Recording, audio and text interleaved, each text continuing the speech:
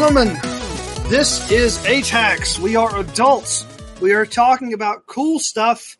This is episode 21, recorded on September 10th, 2017. The reason why I include the date on this one is because we're at least 1, maybe 2 days from Steph and I getting wiped off the face of the planet from Hurricane Irma.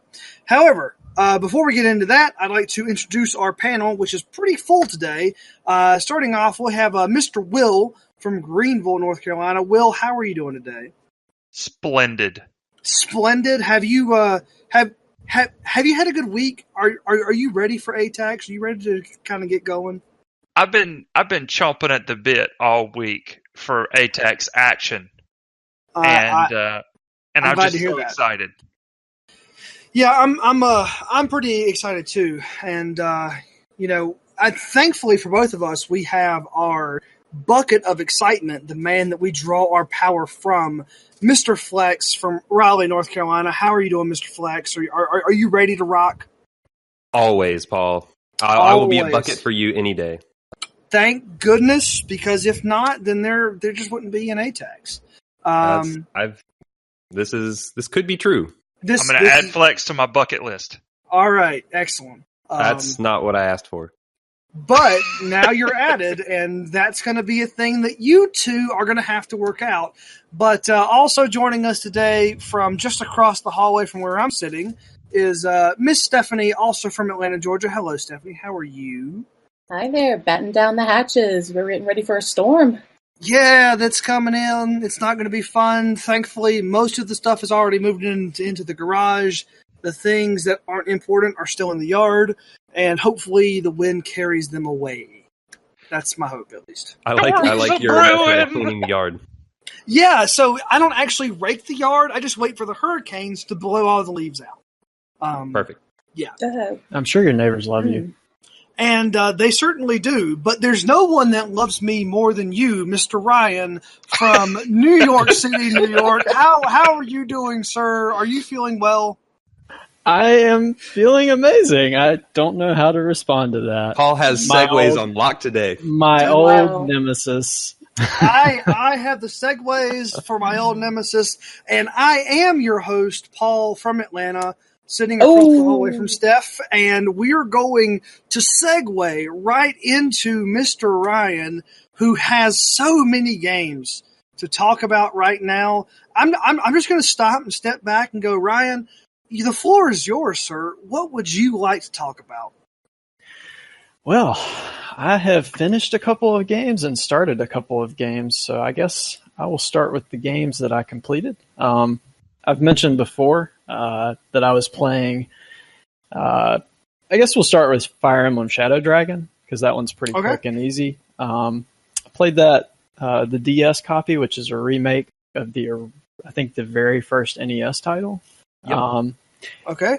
And there's not a ton to say on that one. If you played a Fire Emblem game, like particularly some of the GBA era games, like I would say that Shadow Dragon kind of falls maybe into that mold. It's fairly cut and dry. A lot of the classic systems are in place. Not a lot to say. I mean, it was a fun game, and it's neat to see some of the origin story of the, that has been referenced in a lot of others, Fire Emblem games and Nintendo franchises. But as far as the Shadow Dragon itself, it's a pretty straightforward iteration. So can I ask you a quick question, Ryan? Have you played any of the later Fire Emblem games, like any of the stuff on the 3DS? Yeah. So I've played. Paul. I've played both GBA games. I've played Awakening. I've played Birthright and Conquest on Lunatic. All right, so you've got a lot of experience in the Fire Emblem realm. The reason I was kind of laughing is Ryan had, I guess it was like the first half of last year. That was like all you were playing was a bunch of Fire Emblem games. Yeah, I think I put like 200 hours into between Birthright and Conquest. Right. So just and Awakening you did last year too, right? I was finishing that. Yeah, it kind of bled into the very beginning of last year. I kind of wrapped it up. Did you learn why the very edge of Marth's sword hurts so much? In it is funny. It hurts dragons a lot, but okay, I didn't really figure out why it hurts Smash characters so much. So I think it just confirms that Captain Falcon is in fact a dragon. But my big question for you, as someone who has played a lot of the Fire Emblem games, did you enjoy this one any less, seeing how far the games have evolved, over the course of time, or did you really enjoy this one quite a bit as well? I would say, I still enjoyed it. I would say for me, since Awakening was kind of a renaissance for the Fire Emblem games, and that's hard to beat. The games since Awakening are, I think, so far have felt like basically strictly better games. The first GBA title I really liked. I don't know exactly which one that is. It's probably like Fire Emblem 13 in Japanese. But the first GBA one here was the 7th Fire Emblem game. Okay. I really like this one. I would probably put Shadow Dragon between that title and the Sacred Stones. Okay. So of the 6 or so I'd played, I'd probably say Awakening is my favorite. Conquest from there. Birthright, that one's a little tough to place. But going down, probably the first GBA Fire Emblem, then Shadow Dragon, then the Sacred Stones. Okay. Yeah, I played Shadow Dragon when it came out, which was before Awakening. And even then, it was like it's a good game, and it's neat to see that origin story. It's a remake of the very first Fire Emblem, but it does feel a lot more simplified and stripped down. It's just there's not as much interesting stuff going on compared to the newer ones. Yeah, that sums up how I felt about it pretty well. All right. So, yeah, moving on. Another game I finished a day or two ago. Final Fantasy V. All right. So we had, just for the information for our international audience, we had our Final Fantasy rankings a while ago, and now that you finished Final Fantasy V, I'm not asking you to rank it exactly, but would you put it in the top, the middle, or the bottom of the Final Fantasies that you've played so far? Yeah, that's actually interesting, because I've been trying to suss out, and I've started a list on Giant Bomb of kind of my personal ranking of Final Fantasies, and I've been trying to figure out where I want to place some of these. I would say 5 is probably lower middle for me. Okay. It was fun. I enjoyed it, and I liked the characters. I think the ending sequence had some really amazing graphics, even for like a SNES era game. Class system was pretty interesting, but I feel like the story was kind of, I like the characters, but I feel like a lot of the individual story moments were just almost like comic booky, and like how wonky and how conveniently everything happens and puts together. Versus, I feel like the Final Fantasies I enjoy more have a bit more of a, believable story in terms of fantasy storylines. Final Fantasy tends to be a franchise with a lot of weird stories, but from there are some I feel like that you have to suspend your disbelief a little less hard, like maybe 10 and 6 and even 7, versus games like 5 and 8, which just kind of go off into crazy land. Well, I don't know what you're talking about, Ryan, because in Final Fantasy V, that story seemed completely realistic to me compared to going to the moon in Final Fantasy IV. Yeah, that's the thing. Like 4 probably did okay until you get towards the end. It's been a while since I played that, but you're right. That last segment, ending is just something special. And 5 kind of has a lot of moments that are like that. One of my favorites, trying to be as light on spoilers as possible here, but one of the funniest moments in Final Fantasy V is whenever you find pieces of a crystal inside of a chocobo, half a world away. I mean, where else would you find them? And let me not elaborate on that anymore to withhold spoilers, but that is a pretty special moment when I'm like, okay, I see how this game rolls. Gosh, I'm just imagining like sitting down to dinner and biting into like my chicken leg and finding a crystal and it being like super annoying, really. Because, I mean, you were just wanting a nice hearty chicken leg and you found a crystal instead. What are you going to do? I would send that back. Well, I mean, what would Gordon Ramsay do? What would Gordon Ramsay do? But he would probably make salt out of the crystal and then make the dish taste even better. Ooh. Will, you're probably right about that. So now we have a new thing to think about. Now we have a what new do thing to chocobos think about. taste like?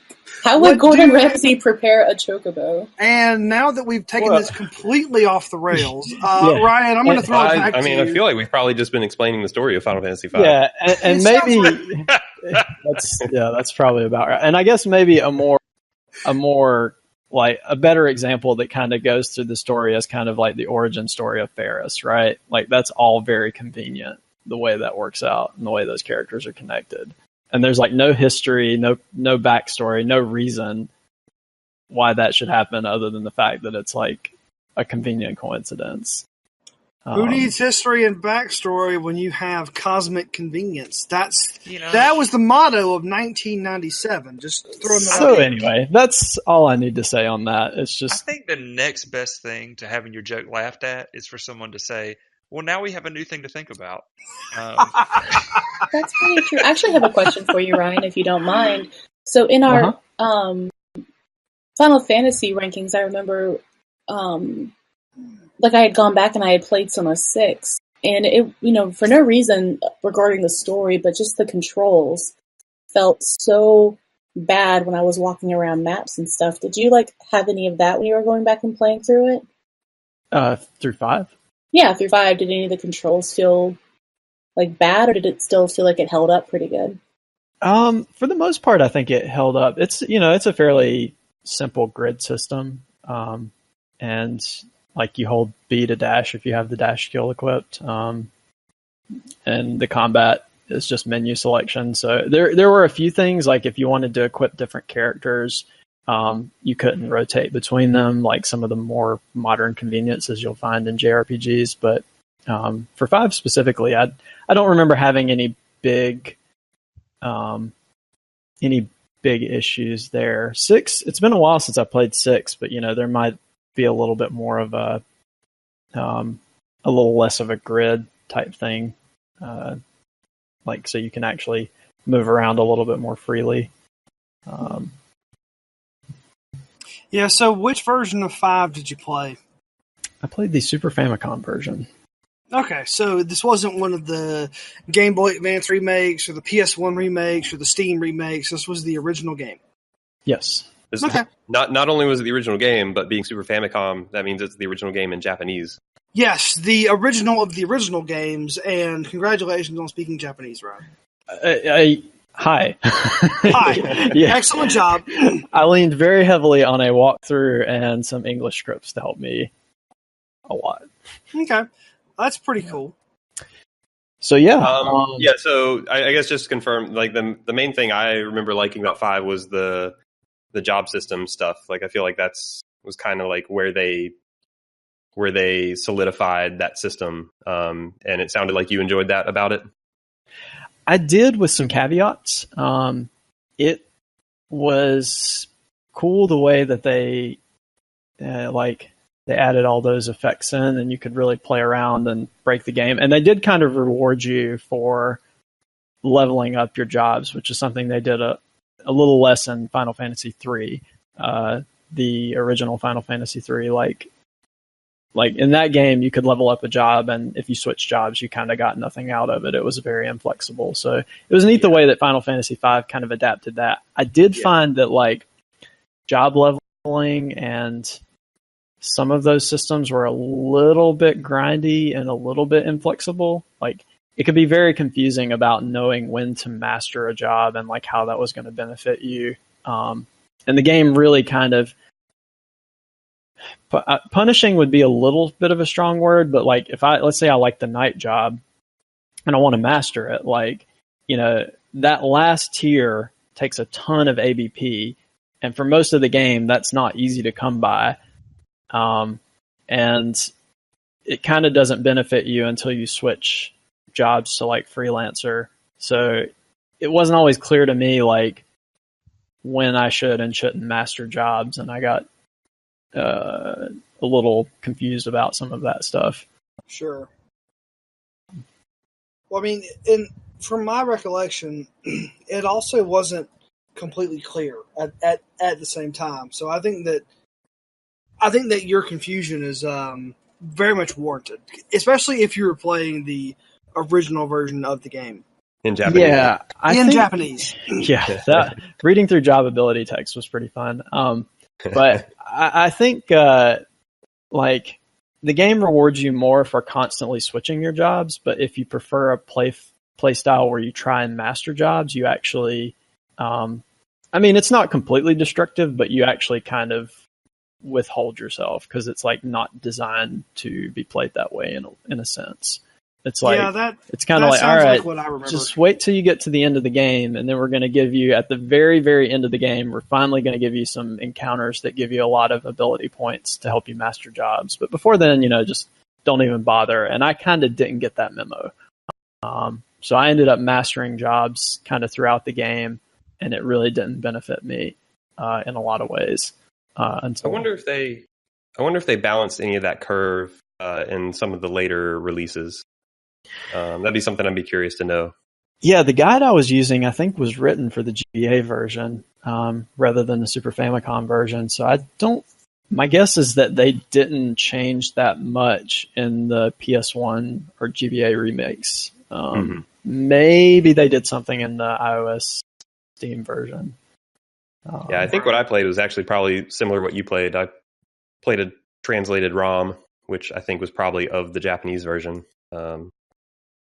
Yeah, I remember throwing a lot of money. Yeah, that was a lot of money throwing and miming it. I did forever. I did dual wield rapid fire.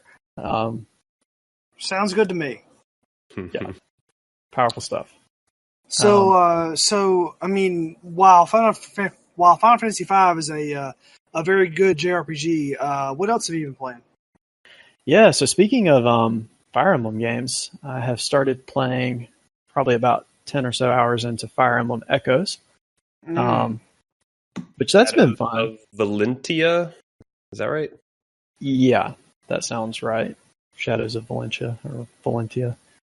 And yeah, that's been a good time so far. It's kind of interesting to see what they've done with it. And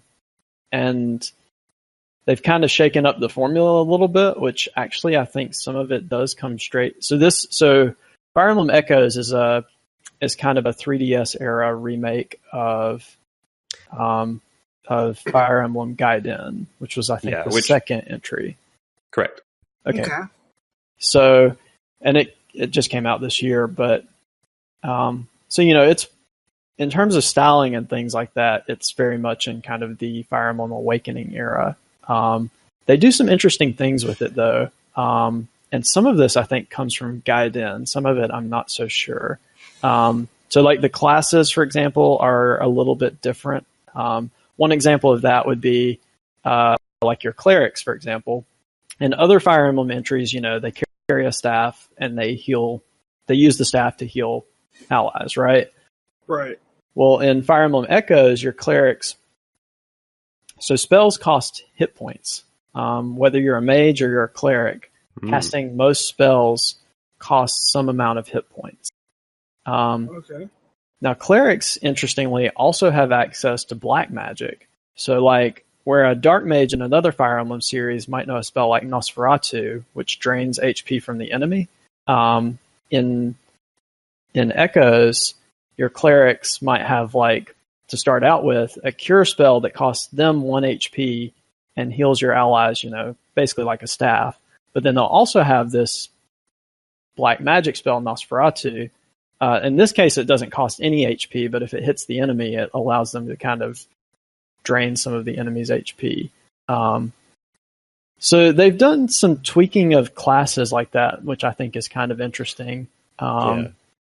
They also have like dungeons and side quests, an overworld map that you kind of move around on, and you have sort of like two separate armies that you're controlling for the one for each of the main characters. So they do some interesting things with the series compared to the previous or some of the other entries, which for the most part I like it. I mean, I would say a game like Awakening or Conquest I probably like a little better overall. Sure. But I'm happy to see them like, it's like not every new Fire Emblem game needs to be like a dating sim or needs to have like a waifu sim. Actually, Ryan, I think every game that comes out needs to have a waifu sim. So I think you're wrong, but that's okay. I mean, if the internet is to be believed on what they want from Fire Emblem, then you might be in the minority here. I mean, I'm just going to keep ending my turn next to the cute dragon lady, and eventually she's going to be my wife, and that's okay.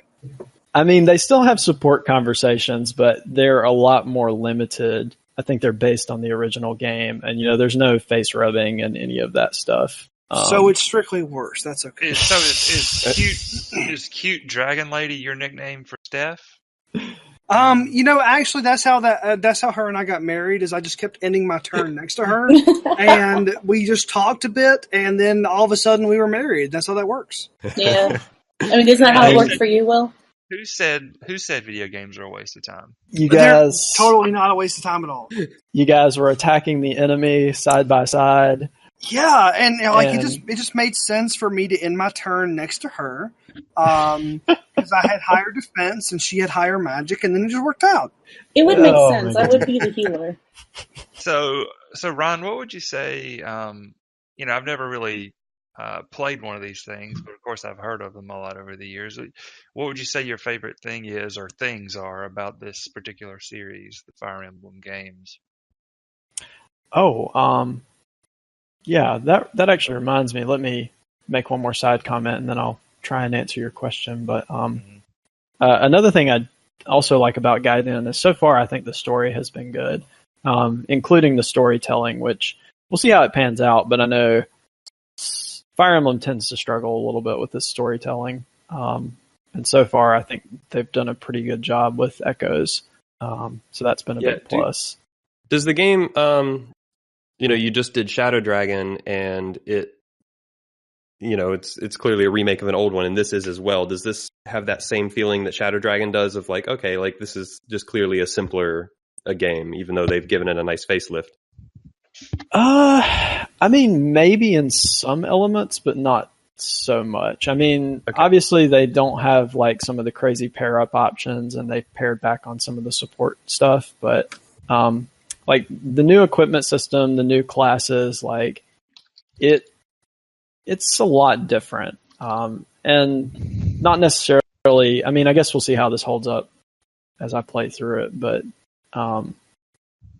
not necessarily like, it doesn't feel like super basic. It definitely feels different, and that's a good thing. Okay. Yeah, because this is, I mean, I like Fire Emblem a lot as well, and this is the one I have not played. I mean, I have a ton of games to play right now, but yeah, I'm curious how if it seems like they've modernized it enough, I guess. Yeah, so far, I mean, I'm digging it, and there are definitely some things, I mean, they've done that are modern and possibly additive. But when I was looking up some of the like quirks of classes and promotions and things like that, people were saying, yeah, this is actually how Gaiden did it. So that was kind of neat. So yeah, as far as what I like about the series, that's a good question. I mean, there are a lot of things I like about the series. I like turn-based tactics. Like there's sort of an RPG growth element to your character. And in most Fire Emblem games, either by default or there's an option to, if your characters die, like they're gone for good. Which is kind of an interesting. I never liked that. That's the whole reason why I didn't play any other Fire Emblems until what was the one on 3DS? Was it Awakening? The one Awakening was the first 3DS one, yeah, which allowed you to to turn that off.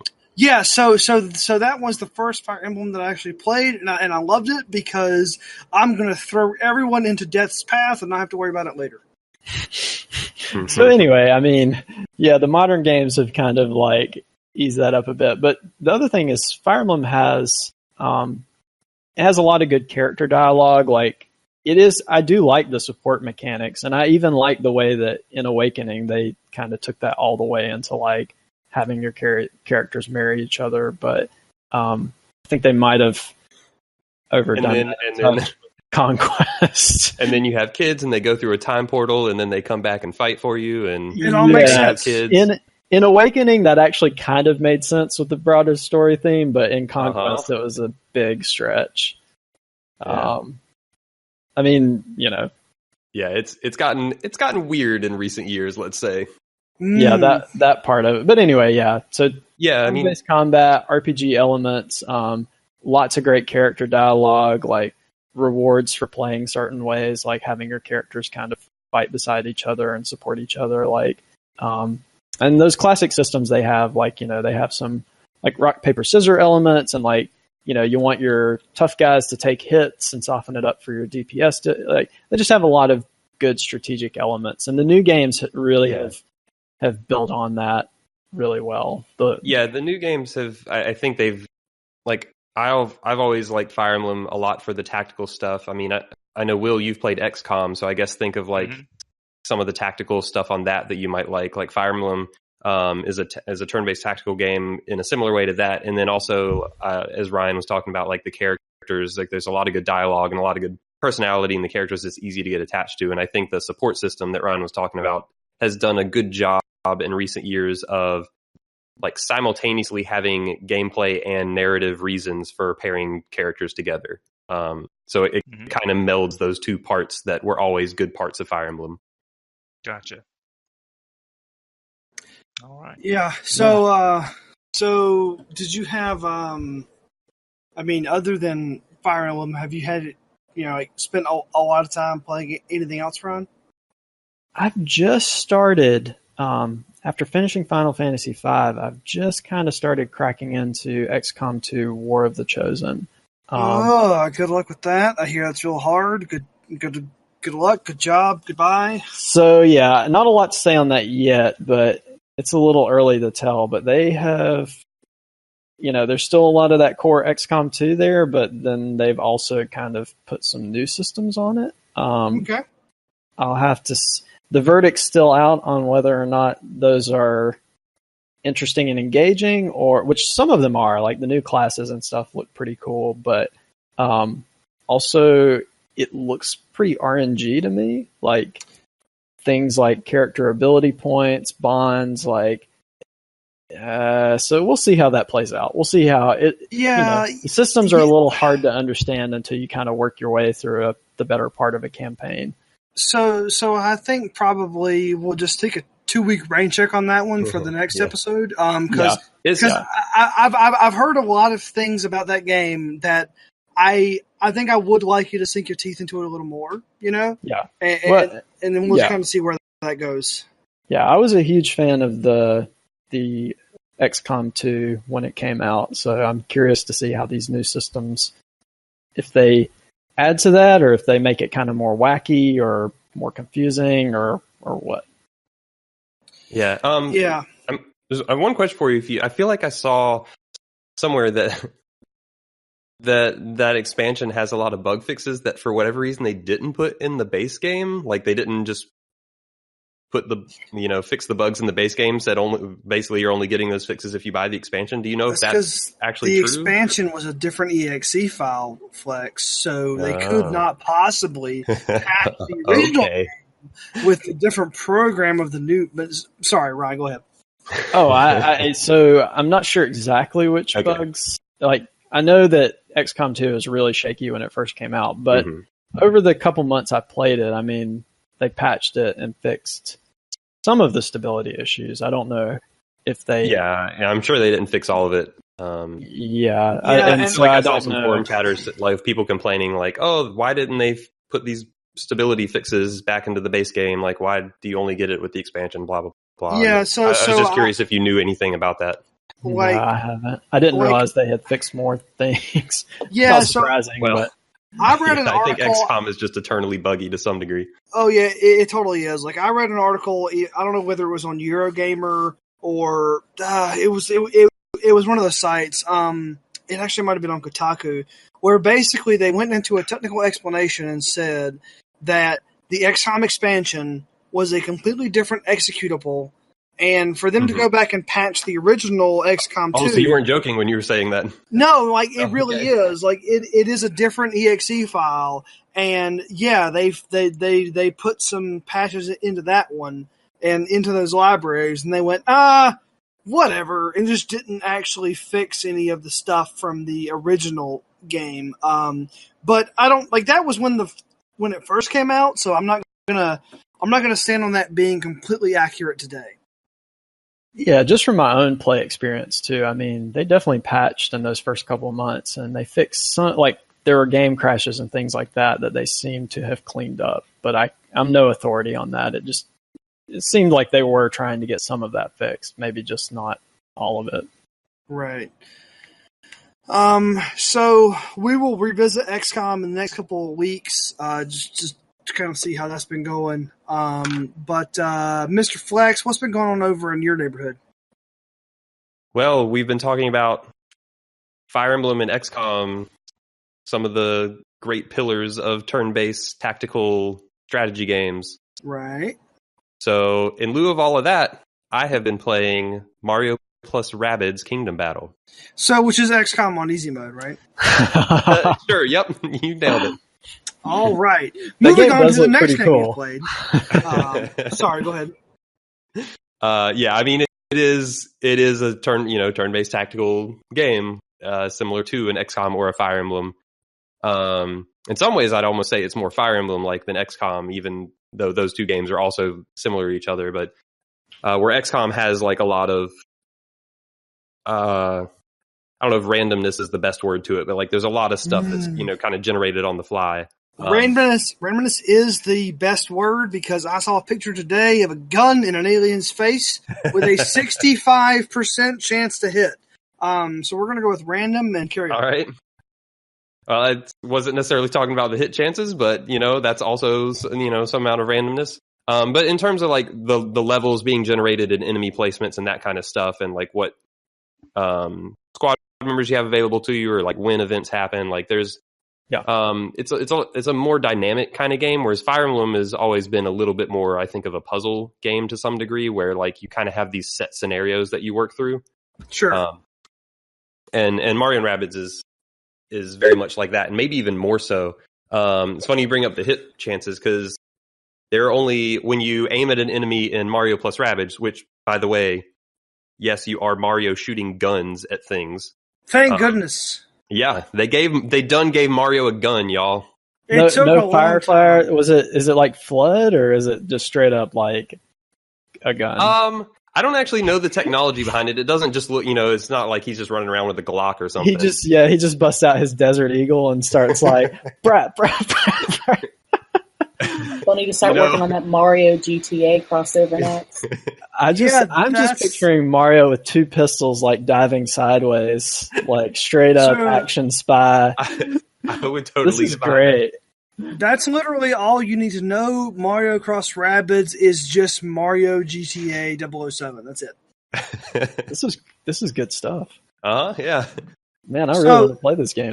Yeah, I don't know what the technology of the gun is, but it's like they all have some weird thing that they like strap on their wrist, and it like they shoot like some kind of energy blast or something. I don't know. Think of more like a Mega Man Buster Cannon or something. But when you, and I think Luigi's is actually like it almost looks like a vacuum cleaner, like his Luigi's Mansion vacuum.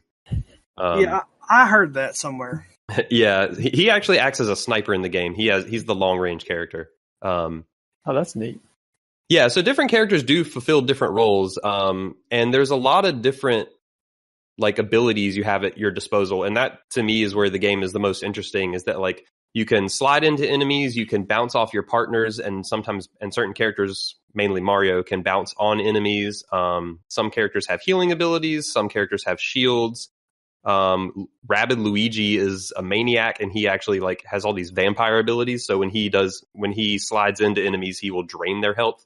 So then kind of incentivize him to just get around and like just slide tackle everyone, which is pretty hilarious. And Rabid Mario just has explosive everything. Like his slide is explosive. He has an explosive hammer.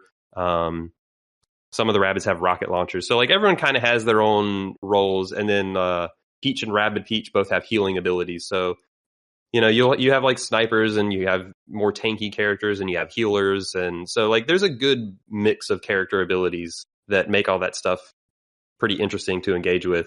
And you can set up some pretty elaborate move chains of like, all right, I'm gonna slide into this guy, then bounce off of this person's head to get a flanking position, and then use my special weapon, and then, you know, pop off a team heal or like a shield or something. Yeah, so I read somewhere basically that the game, like each stage was more like a puzzle than it was an actual strategy game, whereas there is an optimal set of moves that you go through in order to like win that stage. And that's sort of what you want to figure out every time. Is that sort of what your experience has been as well? That definitely feels more like what they're going for. The turn limits have not been. So I've finished the first 2 worlds. I believe there are, if like the hub area is to be believed, it looks like there are 4 worlds, and I've done 2 of them. There are 17 worlds. Oh no, there's not 17 worlds. Sorry, go ahead. Well, I'll see y'all in January. So far in the first 2 worlds, they haven't been that strict with the turn limits. So like, you get a rating on each mission, and to get a perfect, you have to not let anyone die and finish under a certain number of turns. Okay. And I've never had a problem with the number of turns thus far. I'm always at least 1 or 2 turns under, but I could definitely see there being an optimal set of moves, and also an optimal set of moves based on who you pick for your team, because you only bring in 3 characters, and right now I have 6. So like different characters could be more or less useful for different missions. So yeah, I definitely get that sense of what you were saying, Paul, of like each battle is more of a puzzle, because yeah, everything's very set, like the enemy placements, the level layout, and I could absolutely see people like just finding the optimal path through every single level and just like, you know, having these super clean runs. Gotcha. And there are also skill trees for your characters, and you can respec at any time. So I could even see like just tailoring the specs for all your characters for each mission as well, if you really wanted to go down that rabbit hole. Is there like a progression system, or is it just that they kind of give you like, here's a set of skill points, like focus on whatever you want to focus on? Yeah, they just give you skill points, and it's just a full-on skill tree. Okay, so do you progress and earn more, or do you just start with like a full set? You progress and earn more. Okay, so there's progression. Yes. And as far as difficulty, like, how would you say the game sits in a difficulty? It's been, it's definitely been easier than Fire Emblem and XCOM thus far. If we're comparing it to those games. The first world was pretty easy. The second world got a little harder. It's one of those games that I wouldn't call hard. Like I would say on the whole, it's been pretty easy, and I've been getting perfects on all the levels as well. There's been like 2 or 3 levels where I've had someone die, so I retried them. But it's also like, there's enough going on that like I feel like I'm always like mentally engaged, even if the quote unquote solutions for each battle is not really that difficult to figure out. If that makes sense. It's just like you have enough abilities between your characters that like mashing that all together is interesting. I'm curious how the next 2 worlds are going to go, because like if it doesn't get any harder than it has been, then the game as a whole will be pretty easy. But I'm kind of hoping and thinking, based on the ramp that's been going so far, that it could get a little harder. I doubt it'll ever be hard, quote unquote. But what it kind of feels like to me, honestly, is like, this is something I was thinking as I was going through the second world, is like this game kind of makes me think of like Mario RPG in a way. Like this game feels to like XCOM and Fire Emblem how Mario RPG felt to like, the big JRPGs of that era, like, your Final Fantasies or Dragon Quests or whatever. Chrono Trigger. Yeah, or Chrono Trigger. Like it feels it's a lighter, easier version of these games, but it's still very like Mario RPG there was still just enough depth there, and it was also a very charming game that like it was very entertaining, and that's kind of how I'm feeling about this so far. Is it's like it's not a hard game. Mario RPG wasn't hard either, but it's like there's enough mechanics going on, and it's a charming game. So it's like the more I play it, the more I feel it falls into that kind of mold. Right. Okay, I'll be curious to hear how it kind of wraps up for you. Yeah. Yeah. And real quick about so like here's one of the ways they simplify. Paul was talking about like hit percentages of like pointing a gun right in someone's face and it says 45%. Every time you aim a shot at someone in Mario plus Rabbids, you get there are only 3 hit percentages it can be. It's either 0, 100, or 50%. So that sounds like my kind of game. Yep, they're either completely behind cover, in which case you have 0%. They're completely out of cover, in which case you have 100%. Or they're behind partial cover, in which case it's 50. So like they just really simplify a lot of that stuff. Yeah. So I'm gonna kind of be curious. Like I've heard some very similar sort of stuff, like what you're talking about, is in terms of the difficulty versus something like an XCOM. So I'm kind of curious, like whenever you end up finishing out the game, where you're going to rank that versus the XCOM games, because I've definitely heard a lot of criticisms about, the XCOM series for basically having too much RNG. So I'm wondering if this game is going to have too little RNG by the time that you're done, or if this is sort of like the right amount and we should just have simpler types of turn-based games like this. Yeah, I think a lot of that's going to come, like the too much or too little, I think is a lot of preference. I think it's really cool because like a lot of, like if you think of Fire Emblem, well, Fire Emblem has less RNG than Correct. XCOM does, but it still has, a lot of hit percentages you have to get through. Like when I played Fire Emblem Conquest, like I had at least 2 missions I can think of where I came down to roughly a 50-50 chance on some hit, like on a boss or something. It's like, well, if I make this, I win, and if I don't, my character's going to die. Sure. And like, so all those games have that to some degree, or Final Fantasy Tactics is another one. This definitely has a lot less of that. And one thing I was thinking of is like, like pretty much all of these tactical games, like Fire Emblem or XCOM or Final Fantasy Tactics or whatever, like they're all like super hardcore with that stuff. Like, they're all just very, like, they're kind of like that entire subgenre has somehow been built up as like this super hardcore, like where you have to be really dedicated and like planning out your team, and like missions are just super intense. And like, that's kind of been the charm of that subgenre, but it also kind of struck me as I was playing Mario plus Rabbids, like, how has there never been like kind of a lighter version of these games that's really like landed for people? So I think I think this game's probably, again, we'll see when I actually finish the game. I have a feeling, though, that it will end up being like, okay, this is, an easier, lighter, less RNG, like, a breezier game in that mold that's still well made. And it's kind of surprising that no one's done that yet. So I think there is a spot for, there is a place for that hasn't been filled yet. Yeah.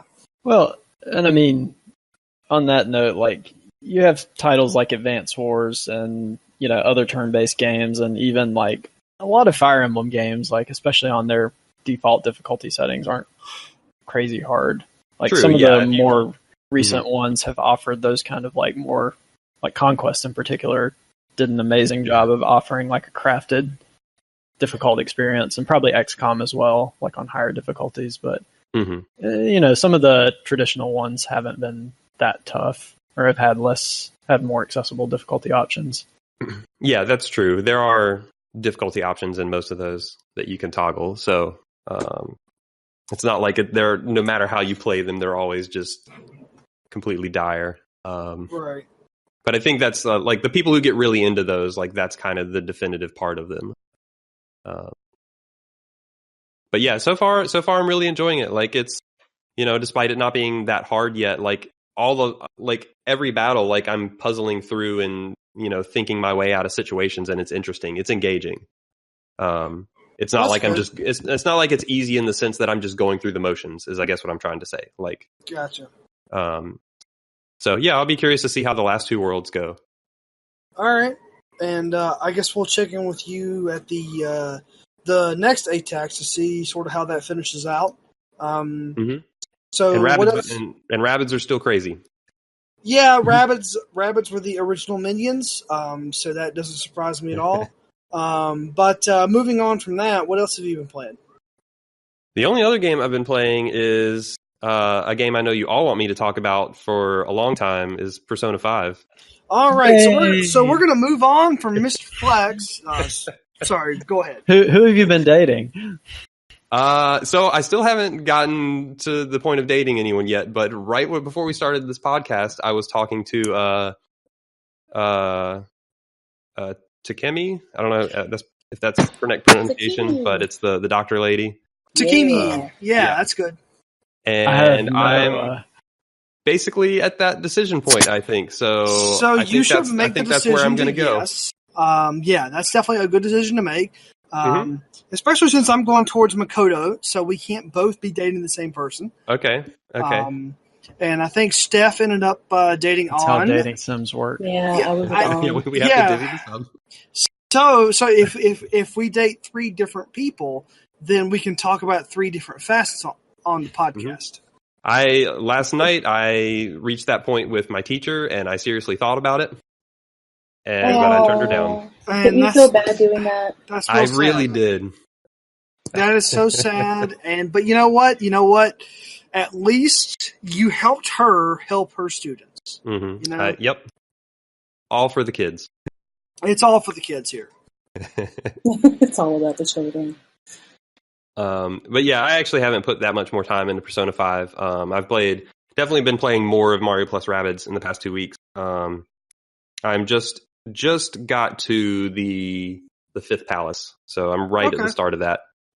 Yeah, and that's it's been a whole lot of story dumps between fourth palace and fifth palace. We went to Hawaii during that period. That's nice. That's really nice. Yeah. Mm-hmm. Yeah, spoilers. That's awesome. Mm-hmm. But since I know really you, hilarious.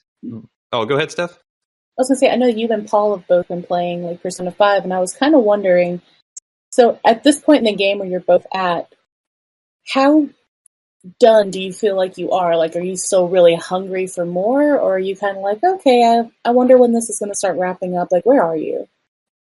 So, Persona's a journey. Yes. It's kind of like walking a journey of Mordor. Self-discovery and dating your teacher. It's a long way. Yeah, this ain't my first rodeo. I've learned that you don't treat Persona games like other games, because it's not like, all right, I'm going to sit down and play through this game, be done, and just go straight through it. It's like, all right, I envision Persona as just like this thing in the background that I'm constantly like poking at, and as you can see, I play things like Mario plus Rabbids, and I play through Hollow Knight and Pyre, and it's like I've been playing through other games as I play through Persona, so Right. I don't feel drained on it yet. Like, I don't feel like it needs to be done. I'm also not like sitting down and being like, all right, I need to just plow through this right now. It's like I take for better or worse, I take just a very relaxed approach to going through Persona, because I think if I was really trying to hit it hard, I would probably, because I think my timer is about 60 hours right now. And I think if I was hitting it hard, I'd be like, all right, I'm just burnt out on this. Yeah, and just to kind of cut in real quick on your section, Flex, I'm kind of the same way, because I've been playing Star Trek Online, No Man's Sky, and Evoland 2, just sort of like all sort of in front of Persona, and I feel like you kind of have to do that, because if you just sit down and you're like, all right, I'm going to play Persona until it's done, you're going to have a whole lot of stress, I guess, Yep. somewhere in the middle of that game. Yeah, fun story. When I played Persona 3, I was on summer break, and I literally did the thing where I sat down and played like 6 or 8 hours a day every day until I beat that game. And like, I freaking hated my life, 80 hours in, because your whole life is just, you're like playing, it's like a job at that point. There's a lot of dread to be burning and no time to do it. Yep.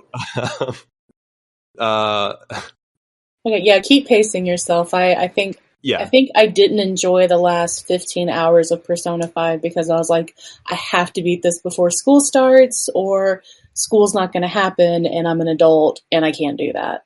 So like Persona 3 was a really interesting game, but I got so burnt out on it. And then when I played Persona 4, I'm like, I cannot play it. And I actually waited a long time to play Persona 4 because like I was worried about the same thing happening. But when I played it, I'm like, no, I just need to take this as more of a slow burn. Like, if I don't feel like playing it, don't play it, and just like keep it on, just keep it there and like play it when you feel like it and not otherwise. And it took me longer to get through Persona 4, but by playing other games along the way, like I never got burnt out on it, and I enjoyed that experience a lot more. So I'm treating, which is great, honestly. Yeah, and that's how I'm treating Persona 5 as well. So. Yeah, good job, guys. Yeah, and like just to kind of like piggyback on to kind of what you're talking about, because I was going to talk about Persona 5 too. I'm not quite as far along as you are, but for anyone listening, don't play Persona 5 the way that you might play other games, like Flex is talking about. You really need to play it. I mean, even if you're just doing like an hour a day. Like, you really need to just play it a little bit at a time, because if you just try and power through it, you're going to have a much more negative experience than if you just sort of like, hey, I'm going to give Persona a break for the next week and then go play something else. Like, it's okay to give it a break for a week, because, as long as you're not like right in the middle of one of the palaces, there's some pretty natural break points in that game for you to just kind of stop and go do something else. Yeah, I was actually talking to Ryan about this earlier, is that Persona games are actually really easy to take a break from and come back to, because of like the calendar structure of that game and the flow of those. It's not like other JRPGs where you could not play for 2 weeks, come back, open it up, you're sitting on the world map and you're like, where do I go? What was I doing? Where do I go? Oh wait, let me go ask Mona. Oh, I'm just supposed to go to sleep. That's all I'm supposed to do right now. Yeah. Go to bed. Aren't you tired? Go to bed. Aren't you tired? You literally did nothing today, and you can do nothing tonight. No, I'm not tired. I need to go to this kinky bar in Shinjuku and talk to this reporter lady. Come on. Save it for the spoiler cast. I think we're going to make Ryan and Will cry. I'm just saying. Had some Final Fantasy V confusion when I took a break in the middle. Yeah, no, like but yeah, honestly, the structure of that game helps. Yeah, like the Final Fantasies of the world, you will get confused if you stop. With Persona, they actually do a really good job of just introducing, like, hey, you finished this thing. Go and do something else now for a while. And it's like, all right, you put the game down, you come back a week later, and you don't necessarily feel like you're too far behind. Yeah. Persona's a lifestyle, man. It is a lifestyle, dude. I do have one comment, is that I went into the arcade in Akihabara yesterday when I was playing. And there was a crane game where I could grab Jack Frost from it. And the crane game was totally playing an 8-bit version of the Junes theme. That's great. That's wonderful. And it was the best. Although I don't think we encountered any Junes theme in actual Akihabara. So maybe they need to fix that. Nope. Actually, Akihabara's a big place. It might be there somewhere. Probably there somewhere. We did find a lot of stuff, including Theatrhythm. So I think that Akihabara itself needs to be fixed, not what's in the game. And that's what I was saying. I can just see Will over there. I think Will's melting. He just doesn't know what's going on. Hey, Will, how are you doing, bud? I'm hanging in there, man. All right. People are like, it's almost like, it's like, man. So check this out. Like I was like sitting there watching this thing, and it was playing, the rainbow umbrella. Dance. Yes, and you guys all know that from the Rainbow Umbrella Dance. I have no idea what you're talking about, but go ahead. After you rejected your teacher, of course. Of course. Yeah, I don't know. So anyway, just to try and make Will's experience a little less miserable, Flex, did you have anything else you want to talk about with Persona? No. Excellent.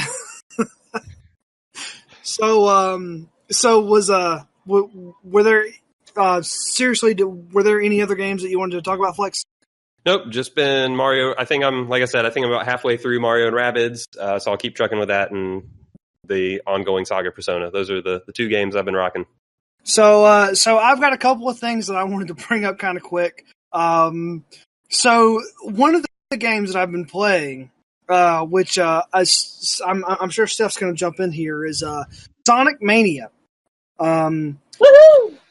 Just to sort of give everyone a quick history, I never owned a Sega Genesis, at all. I was always a Nintendo kid. I used to walk over to Will's house and we would play Zelda because I didn't have a Super Nintendo because I was poor. But eventually I found a Sega Genesis on, I don't know, it's a yard sale, a flea market or whatever, and I played Sonic a little bit late. Yeah, so we bought Sonic Mania because it got some pretty good reviews, and I think I've discovered that is a game that is literally just made of madness. Because and this is a great story. Well, I mean, the word mania is in the name. It is. Right. It was a warning. And so Steph had played Sonic. She had a Genesis when she was growing up, and she's like, "Wow, this is a great Sonic game. This is amazing." And I'm like, I'm literally going mad because none of this makes any sense. All right. Well, I think I can split the difference between you two. So I had both a SNES and a Genesis growing up. Mm-hmm.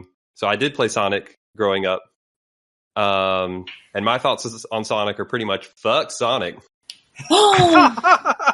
Oh, so harsh. I mean, we're not talking about any of the later Sonic games. Like, anytime where they're starting to involve humans and stuff, that can just all go away. But the 2D Sonics was fun. What didn't you like about the original ones? I thought I did not enjoy the platforming at all. Maybe I was brainwashed by coming from Mario, which controlled very well, but literally the act of jumping in Sonic never felt good to me. Yeah, and maybe you just weren't very good at platformers. I mean, you might have a point, but no, I'm actually taking Flex's side here because you would. Hold on, wait a minute. No, your point. The great Sonic Brawl of great ATACS Sonic Brawl of September 10th. Paul, you can have an opinion. In this corner, you have Paul and Flex. In this corner, I feel like Ryan. Like, this is ridiculous. Come on. Like, let me. Okay, so Paul, you do get to have an opinion because you're a person and you're allowed to have those. But yours is wrong because you only played Sonic Mania when you were drunk when I threw the controller at you. No, and you went, actually, I played it when I was sober, and I have discovered that the platforming is not only bad, but the game makes no sense. Okay, none of the original Sonic game makes sense. Like, there's an Eggman, and then there's animals trapped in pods, and we don't know why, because you're trying to get some gems that make you glowy. I need to build my Chow Garden.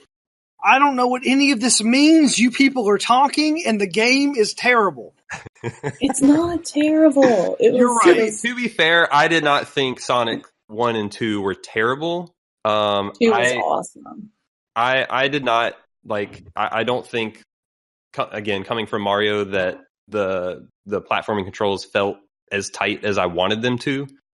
I think they're just very different games that did not align with my platforming sensibilities. They almost came across as trying to it almost seemed like they were based on replaying the levels to find the speediest route through or something, and trying it's not about the fastest route. It's about, for me, growing up, it wasn't about that. It was about collecting all those sweet, sweet coins and hitting the little post and going to the little special areas. But okay, I will be fair. So I grew up, and Sonic 2 is a love of mine. It's one of my favorite games. Probably because it's the only game we could afford to have, so I played it relentlessly. I will say Sonic Mania. So starting off, I had a ton of fun playing the first couple of stages. Because the first 2 stages are stages from Sonic 2 with some additions. It does get acid-inducing pretty quick. And I don't really feel like... So like part of the fun for me playing Sonic back in the day is finding your route and playing that route constantly until you beat the game, because we didn't have game like save files or anything. Mm-hmm. But then it was picking up and knowing you only had 30 minutes to play, so you would start exploring every stage and finding all the nooks and crannies. And there are too many areas in Sonic Mania where first off, there's too much. There's too much to explore, and there's too many sections that you can't get back to. So you can't go to the end of the map and backtrack and find another way to the end of the map. Like, no, like I feel like they killed your need to explore it in favor of, I gotta go fast. Because when you go fast, you go fast. That's always that was always the struggle I had in Sonic games, though. If you ever want to go backwards in a Sonic game, like, that's never been easy that I remember. Unless you were playing Sonic and Knuckles, just fly back across the screen. Yeah, Sonic and Knuckles made it easy, but like for 2, it wasn't until you got to the later levels, like the oil plant or where the volcano-y things happened. The first couple of stages, you could go back and forth, if you knew the right way to do it. Right, and I mean, like, I'm not going to sit here and like say that Sonic Mania is a bad game. I'm just going to say that, boy, that is a game that was remade with the original Sonics in mind. Like, so it is a 2D ass Sonic game, and maybe that style of game isn't as good in 2017 as what we remember it being in 1998 or 1994. I think they just tried to fit too much into one area. Yeah, so I have a question. All right. I'd always kind of been on the, like, people had been clamoring so long of like, oh, like, someone just needs to make a good Sonic game, and like they kept making bad ones, and people were like, no, they're just messing it up. I had kind of eventually fallen in the camp that like, Sonic maybe was never good, and we were just all fooled. But so I mean, my question for you, Steph, is I'm kind of getting mixed signals. Like, do you like Sonic Mania? And if you do you think by hearkening back to the older games, like that's really where that's where Sonic thrives? Or if you're having problems with it, like, is it because of the stuff they changed? I guess it's like, where do you think like Sonic's place is in 2017? I think Sonic Mania is the fidget spinner of Sonic 2D games. It needs to calm the hell down. No, I think overall I'd have to just overall say I don't like it. It just makes me really want to go back and play the original Sonic games. And you think the busyness of it is the main thing? Yeah, it's just too busy. There are some little surprising little features that pop up in boss fights that are really fun. Yeah, the boss fights are good. Like, I kind of want to cut in just real quick and say that for all the complaints that I might have about Sonic Mania in terms of Sonic games, the boss fights for this game are pretty good. They make you think, and they're all unique in a way that I think sort of treads new ground for what Sonic does. But I will say this, though. I don't want to admit it, but maybe I don't think that the original Sonic games are bad, but I think the only reason why I'm on the fence about Sonic Mania and I hesitate to say I don't like it is because there are so many callbacks to the original. So I think they're playing with my nostalgia a little much. Yeah, if this game had no familiarity to it, I would not have gotten my $20 out of it. I've always wondered if Sonic like really was, and would not be unique to Sonic. Like, there are a lot of games that exist like that. That was just such a time and place kind of game, that this long, sometimes sad tale of continually trying to make Sonic games is just like trying to do something that's maybe not possible. Because like Sonic Mania is easily the most well-received Sonic game since the Genesis era. And it is banking on a lot of that nostalgia, like Steph was saying, from what I can gather. It's just, Sonic's always been a weird thing. Yeah, well, I mean, And one thing to add to that is, Sonic may also just be like a divisive franchise, even when it's done well. Like, it can be frustrating and kind of high speed or whatever, and it's not really it's designed more for free running than platforming. So, maybe that's just a different type of game that won't appeal to everyone all the time.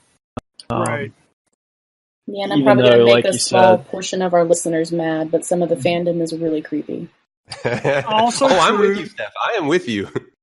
Well, I mean, the there's a bit of time and place there too, right? I think another franchise that's been struggling to find its way in the modern era is like a Star Fox, which I do think those first two games were really great, and there's an interesting video kind of analyzing like what they did really well and how that, how they've kind of missed that and not translated it into the current era. Right. So other than Sonic Mania, the other couple of things that I've been playing, obviously still playing Persona 5. Have a long time left to go on that. Been playing a decent amount of Star Trek Online just because I've been traveling for work and haven't had access to most of my consoles. But also just kind of wanted to touch in real quick on No Man's Sky. I've been playing that to a pretty good degree here recently, and I have a new thought on it from the last time that we talked about it, which was, one of my first big issues with it was I have a whole universe to explore, and I have no idea what any of it means. So there are some recipes, for lack of a better word, that I have found in the game, which are, from what I can tell, they're kind of universal, that helps guide you towards interesting places and interesting things in the game. And that has done a great job of, like, when I don't quite know what to do, I can just go like, all right, well, I'm going to plop down one of these, like guidance probes or like whatever. And I'm like, all right, cool. So I want to go and I want to find this thing. And then it points out a spot on the planet for me to go to. And it's pretty useful in the sense that it gives you purpose when you don't have any, and that's made the game a lot more enjoyable recently. So I'm about 20 hours into No Man's Sky, and I feel like I've probably got another 15 or 20 hours to go in it before I'm really, really bored of it. But so far, so good. I will still sit here and say that the latest patch has turned that game into a do not buy into a must recommend. I think it's really good. And progress. It's progress. The mods also help it out a lot. And in general, I would just say that, it's a great game to play if you just want to sit down and just sort of relax, like not necessarily have any major goal in mind, but if you just want to sit down and chill and, run through and just kind of do some stuff, but you also need a checkbox to-do list kind of thing, that's what the latest patch added, was that sort of giving you a to-do list so you feel like that you're not just playing, for no reason at all.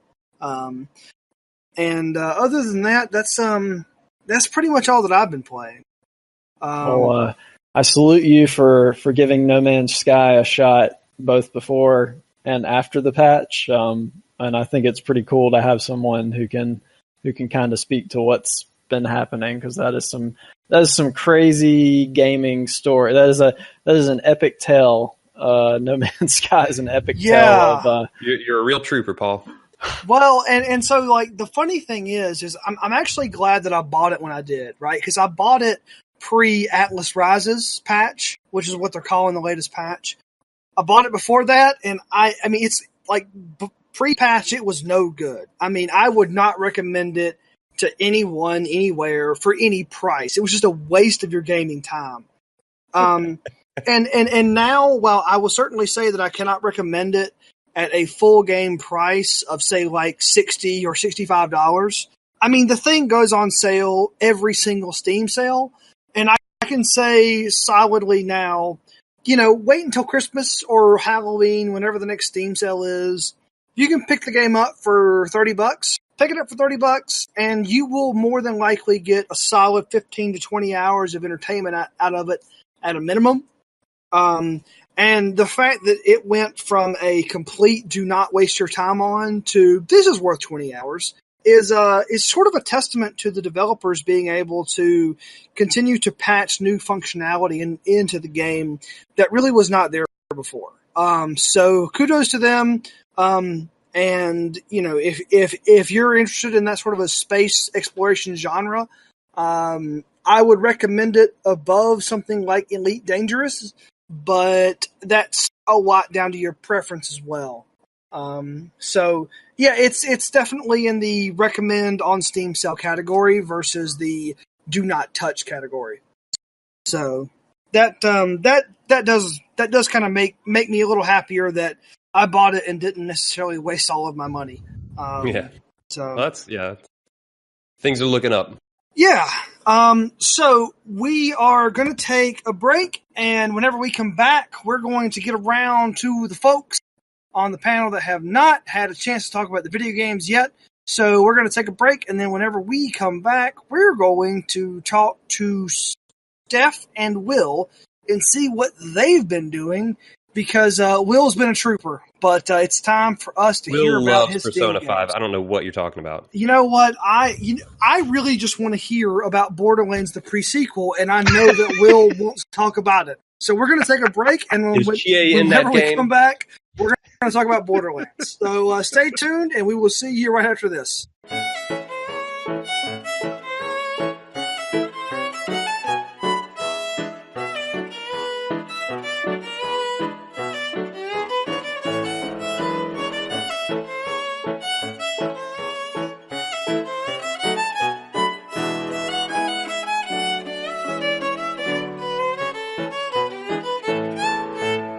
Ladies and gentlemen, we are back.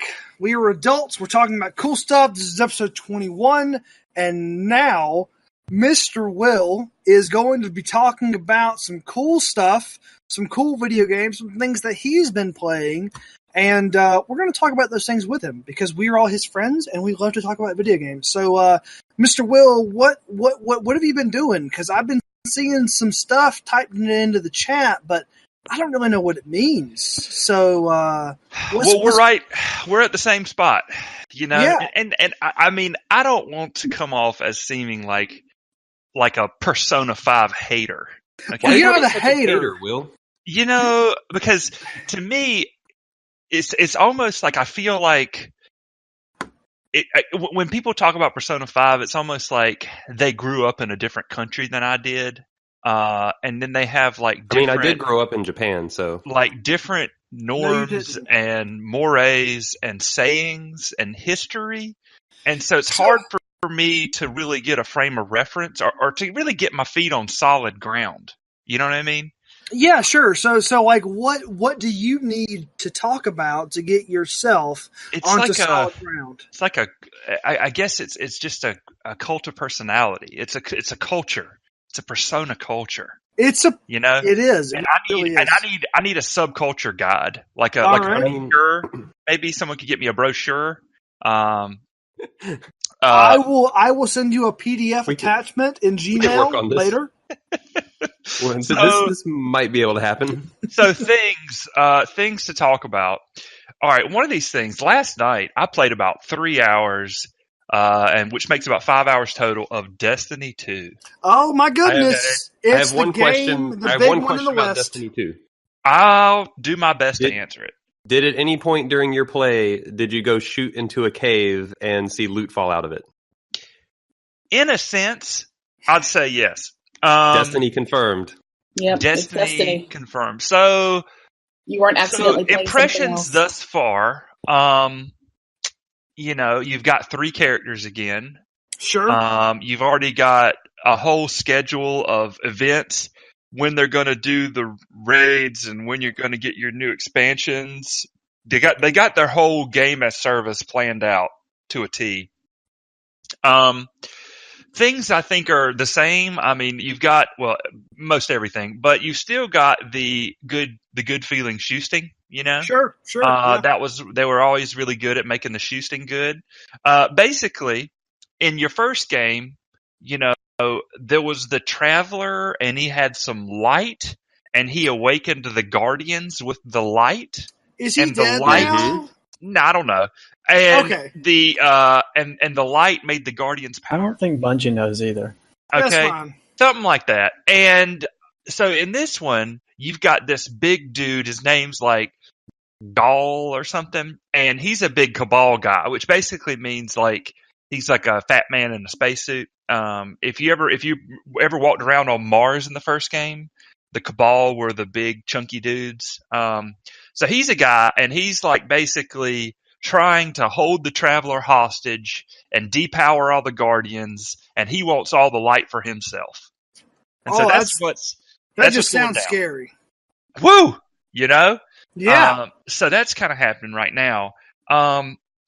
So thus far, it's been very samey, you know? Okay. All right. So not quite enough content. Well, I don't know about that. I haven't got through it all yet, so I don't know that I'm in a spot to say that it doesn't have enough. I will say that it's like the missions are very similar in structure. You know, there was one point where I was playing with my friend last night, and we were trying to open up a door, and they were like, "Hey, this door needs power. Give us a minute, and we'll get the power back on." And then, would you believe it? Enemies started coming at us in waves. You got to be kidding me, dude. And as soon as we killed the last of those enemies, miraculously, that was the very moment that the power came back on, and we could use the elevator. Say what? You know, and That's so it was really a nail biter. You know, I mean, Was that when it won your heart and you knew that Destiny 2 I knew. was your GOTY? So that, I mean, that's like such quintessential Destiny encounter design. But there are some things that it's done a little bit neater. There is a lot more platforming, which maybe that's terrible. But at the same time, I mean, you're in space and you're jumping around and you got space jumps, you know? And so in some ways, like the environment that we're in right now is a lot more interesting than the first environment. The first environment was almost like some sort of small French city in the wilderness or something. But the one that we're on now is like a big, almost like an enormous floating oil platform. And so there's a lot of ruination damage to the platform. So you have to make a lot of jumps. And you know, it's been a little bit, well, I can't say a breath of fresh air. It's been a breath of a little bit less stale air. Well, I mean, I've got a question for you, Will. Yeah, let's hear it. So as someone who played at least a couple of minutes of the first Destiny. Yeah, I played the GAT game. Yeah, I mean, I actually played a lot of that game, believe it or not. We never talked about it, but I played a lot of Destiny 1. Yeah. And my favorite part of the game was the shooting, right? Like the whole look down the sights and you shoot a dude. And that whole first-person shooter part of it. Like that felt real good in Destiny 1. That's what that means. That's what that means. Yeah. So in Destiny 2, does the shooting feel as good? Yeah. Yeah, I mean, they definitely didn't go backwards. Jeez, I would hope so. Yeah. No, I would hope so as well.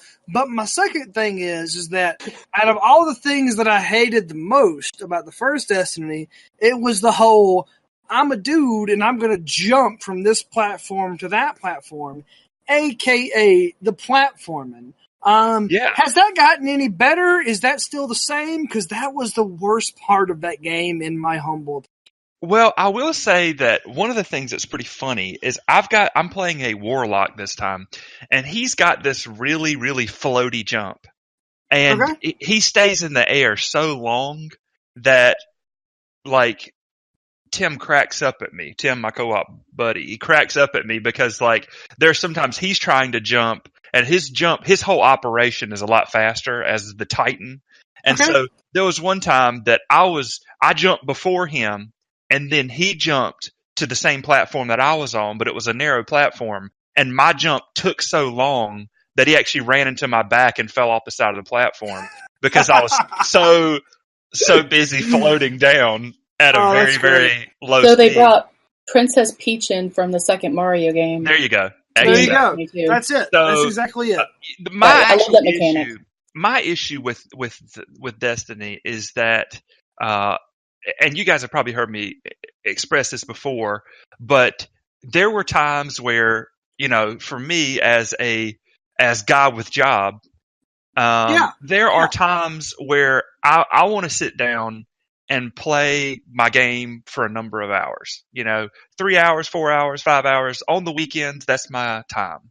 And with the first Destiny, in some ways, I felt like I was being punished for playing that way because I felt like between the dailies and the weeklies and the whatevers, I felt like there was a certain amount of time that you were rewarded for disproportionately. Like when you first got on, that first little bit of time. Yeah, you're right. The time.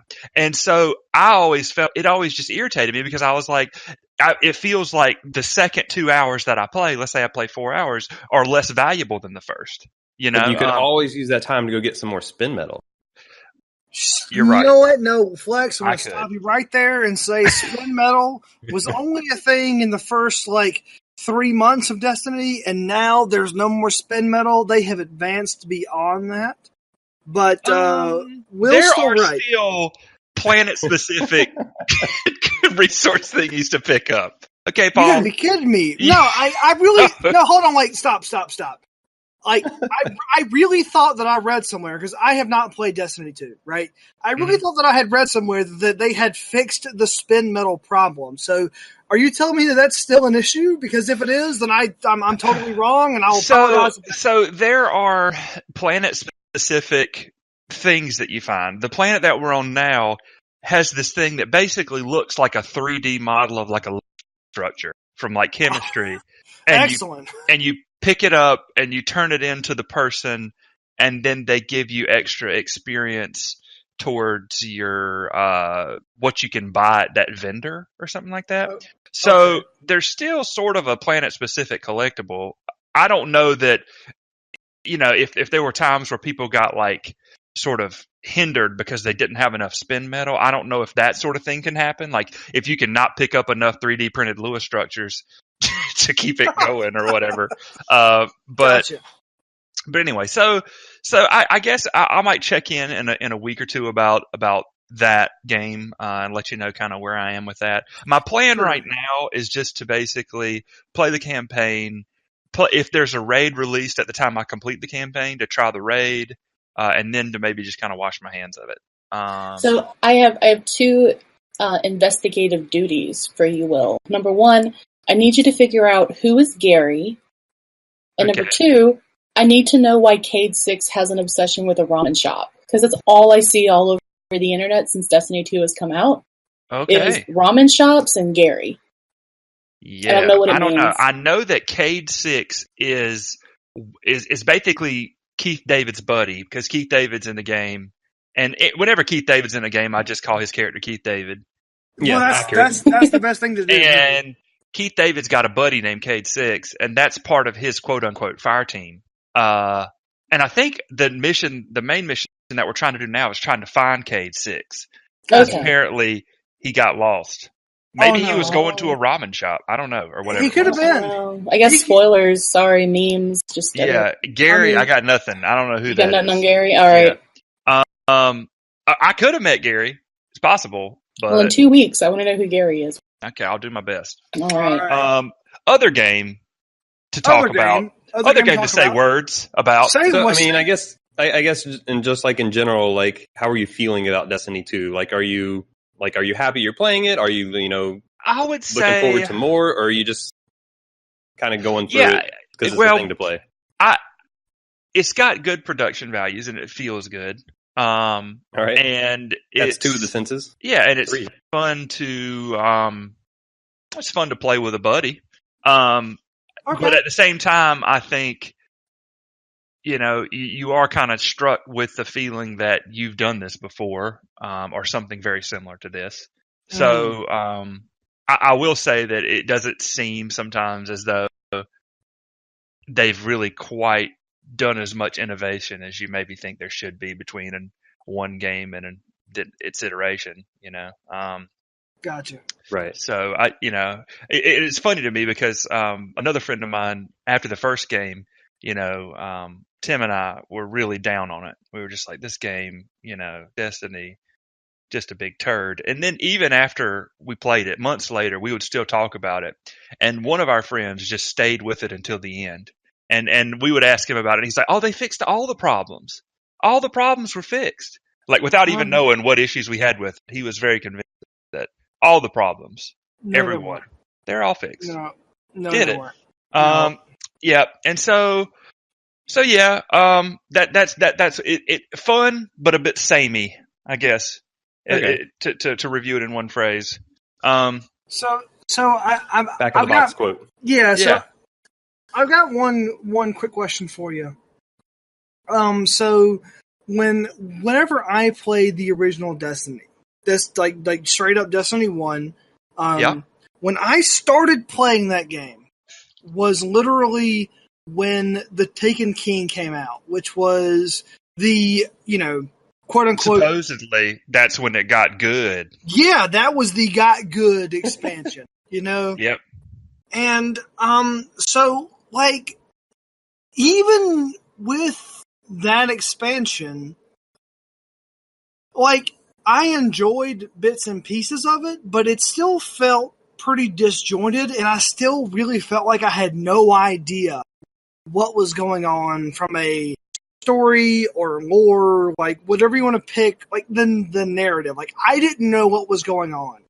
Yeah. I just started playing that game, and then there was Peter Dinklage, then there wasn't Peter Dinklage, and then there was the guy from Firefly, and then there wasn't the guy from Firefly. I was confused. Yeah. Like, does Destiny 2 do any better job of sort of like, not just introducing the, like the player to the world, but does it do a better job of just having continuous storytelling in a way that makes sense?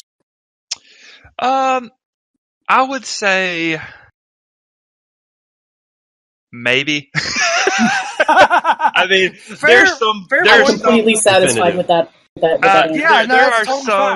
There are some planets that you land on, and it's like you'll find a little pole sticking out of the ground, and that's like where you start a mission, and then there'll be a world event that comes in, and so if you're looking for sort of like continuous, coherent narrative, it doesn't seem like they can really reconcile that with this sort of like community game as service MMO thing that they're trying to really create, So just to sort of like step back, just like for 2 seconds for the international audience, exactly what you just said about like sort of like stepping back to have a continuous narrative.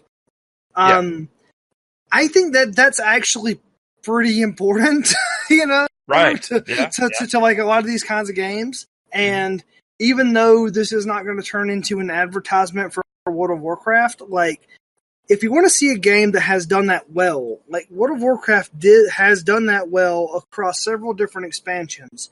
And one of my issues, just like me personally, as Paul, as the host of the podcast, like whatever, I don't know what's going on in Destiny. I've never known what's going on. I've read things on the internet, and that's totally okay. But the game should be able to tell me, without going to like any sort of external source, this is who you are, this is what's going on, this is why it matters.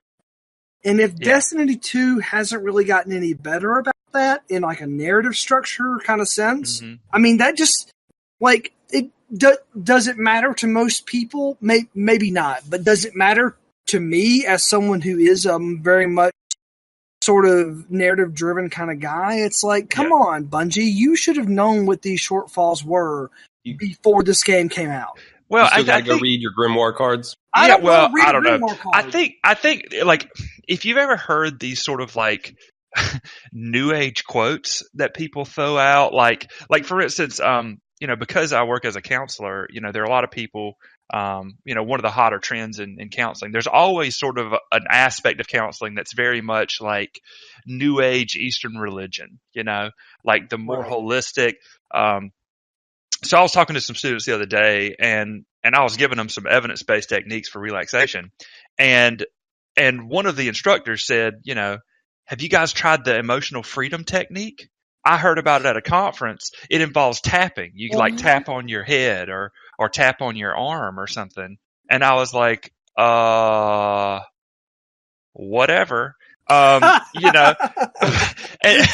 to me, it's like, if you're the type of person who, if I were to say to you, like, the Wizard of Time is the thief of memory, and you were to say, wow, that is so significant and deep, then I think you're the type of person who might get really invested in Destiny's story.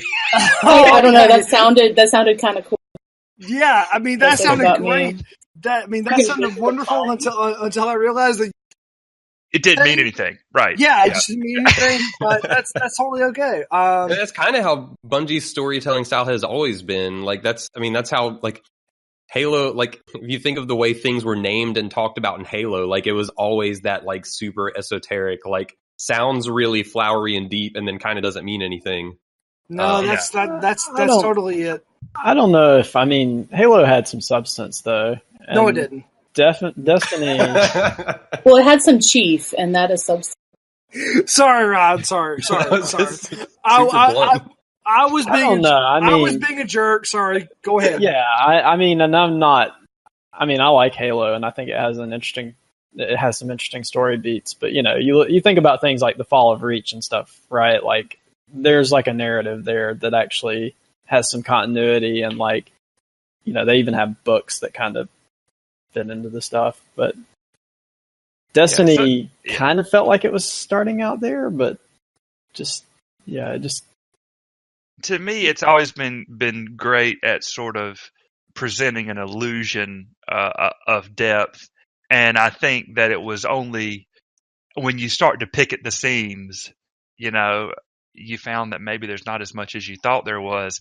Now, there are certain people who have really who insist that Destiny has a great story if you go and read all the Grimoire cards and like go all out. But I guess in terms of what's presented in the game, which is what you're playing, it's not as really substantial as you might think, or at least in my view, Well, and that's an issue that even Destiny 2 is having it. It was obvious in the first game that something went badly wrong, and the storytelling and narrative, even within the Grimoire cards, just kind of fell apart. But now there's kind of this news going around that like Bungie doesn't know what the darkness is, and they've just kind of like tabled it. Who does?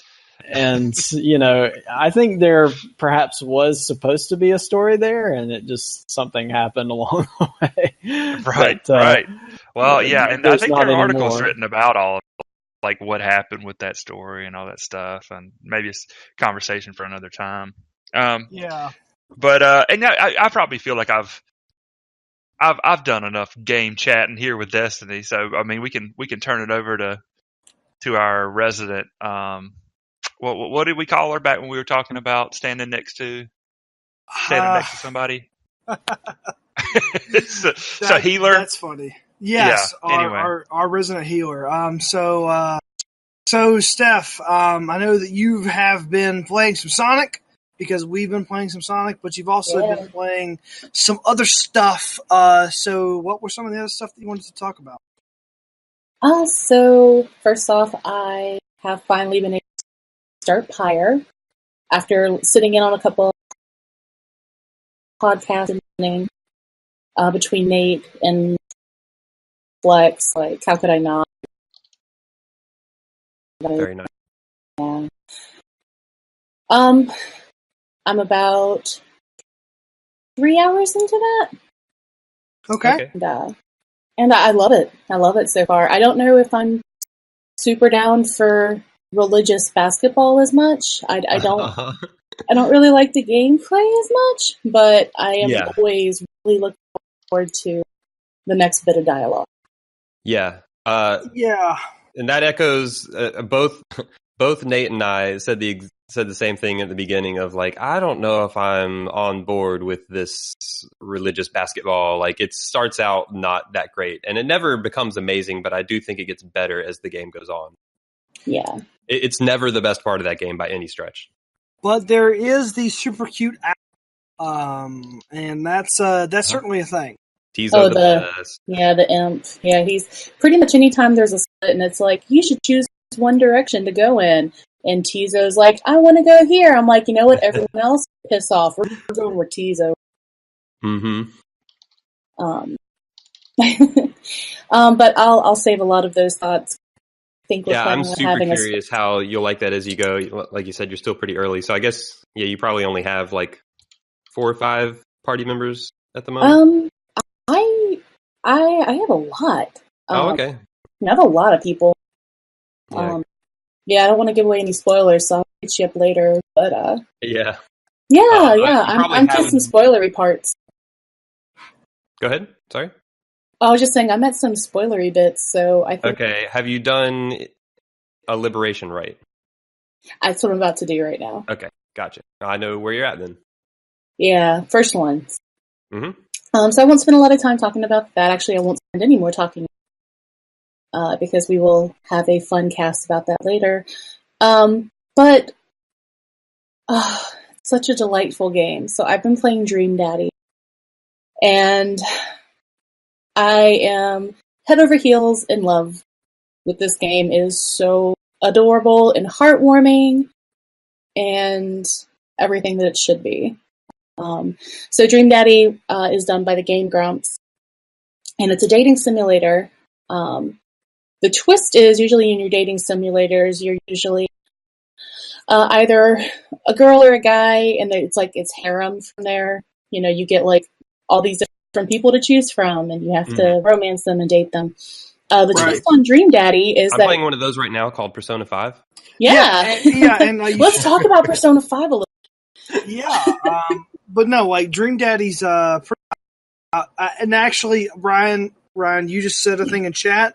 You need to say in person. Go ahead. Oh, Fire Emblem. Yeah, no, it's totally true. Yeah. Anyway, Steph, you're talking about Dream Daddy. So which is equivalent to Fire Emblem, so that's good. No, not at all.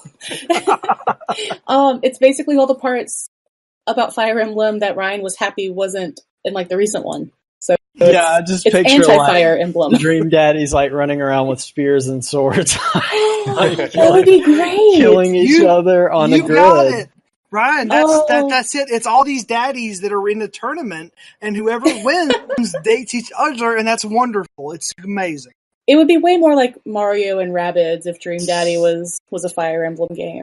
So why are you playing this game again? Why would you not be playing this game? It's called Dream Daddy. Exactly. These are daddies that are made of dreams. So, number one, I'm a big fan of the Game Grumps, so I was really happy to support and see what kind of endeavor they were going to. Number two, because I actually have played a lot of like visual-based novels, like Fate Stay Night, and a couple of others, but that one's definitely my favorite.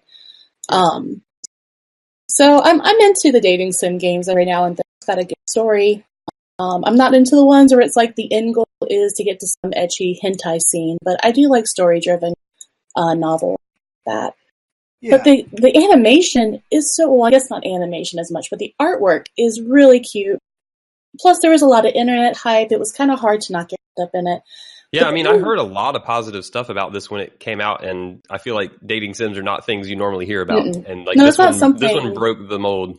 Yeah, it's not something people are like, hey, you picked up that Destiny 2 and that Dream Daddy? Like, no one, that's not really what happened. So Dream Daddy is a unique spin where you get to build a daddy, and you get to play as a father who will get to date other fathers in the cul-de-sac that you move into. I just really like the phrase "build a daddy." Yeah. Oh, it's so great. It's like, build that daddy. You gotta build that daddy, yo. Yeah. You have to make a dad bod, and so great. So there's actually so this game is obviously very LGBT friendly. And one of the aspects that I really like about this game that isn't blazing in your face is that you can choose to either be a gay man or you can be transgender. And it's great because there's another character in the game that it's really easy to miss, but they're transgender as well. So you can be trans dating someone who's trans. You can be gay dating someone who's gay. And but that's not really the focus, man, because everything is so funny. There's dad jokes everywhere. It's really like the fathers and the relationships they have with their children. Each of them have children. Yeah, do they all have like very different? Like, are there a lot of different? Like, is it not like all of them are just like, oh, we just have a son and a daughter and like very standard children? Like, no, the children play a big part in this and just like a wide variety of personalities with the children. Oh no, there are several different dads. 5 if I remember right off the top of my head. One of them's very standard father, daughter. One is a father who has a wife and has like 3 kids. That's a very complicated thing that I won't. That sounds complicated. There's one gentleman who has an estranged daughter who's 25 years old. So the relationships are all over, and they don't just include like I'm going to go on a date with this dad and kiss him, LOL. Like they go into those relationships and helping one of the characters get over an addiction, and there's like a moral or a lesson in each one, and there's a lot of good writing there. There's a lot of good writing. I do just want to confirm something up front. So there somehow ended up being 5 dads who want to date other men living on the same cul-de-sac? Yeah. All right. Yeah, that's the game. Just confirming that is a setup. World. Welcome to 2017. Hey, I'm totally, I have never seen a cul-de-sac like that, but I'm all for it. Surprisingly, the more unrealistic part to me is that they often have barbecues where everyone on the cul-de-sac gets together and they're happy to be around each other because neighbors aren't really that friendly nowadays. But it seems very exciting. So there are also some really cute things because this is by the Game Grumps. They have a lot of tongue-in-cheek references to video games. There's this one where you meet with another dad in the park and you start bragging about your daughter to him, and he brags about his daughter to you, and the screen goes into like old Pokemon mode, and you're and you're choosing, brag or use this move or that move. Try to. Do you get to choose your kids? Do you get to build your kids too? Nope. You have one daughter named Amanda. You only build the dad. You build the dad, and that's and there's that's all you need to build because. I mean, I guess fair point. I've made some sexy dads with like purple hair and like cat eyes, and it's pretty amazing. How? You just said dad, so you've made multiple. Well, yeah, I like to start a new game with a different character because I picture these characters dating not the same person over and over. Like I'm not. Have you finished one or more playthroughs? Yes. Okay. I've long finished does a a couple. playthrough take? Do you think? So if you play like me, where I am a very faithful dad, and I will only date one dad to completion. I mean, I would not assume otherwise. Yeah, thank you. I don't know, about 40 minutes or so if you just play nonstop. But what's nice is there's a very convenient fast forward button.